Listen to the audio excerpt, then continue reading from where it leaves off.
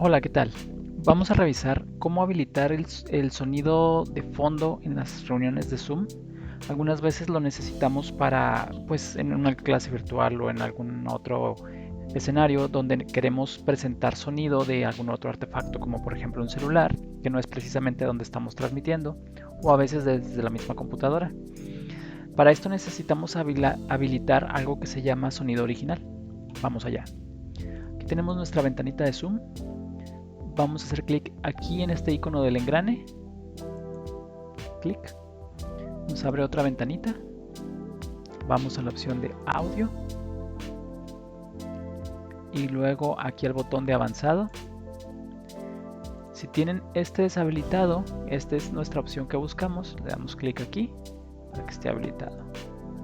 Ok.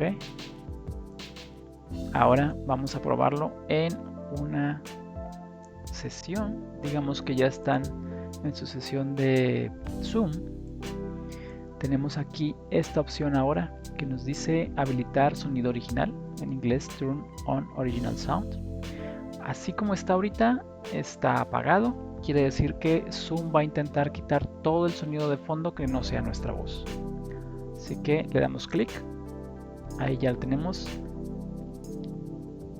encendido nuestro sonido original. Es un poquito confuso, aquí dice Turn off Original Sound, que quiere decir apagar sonido original. Ahorita lo tenemos encendido, eso quiere decir que si yo tengo música de fondo o cualquier otro ruido del exterior, el micrófono lo va a transmitir. Si queremos regresar al original, pues le hacemos clic otra vez. Ok, y pues eso es todo. Espero lo encuentren de utilidad.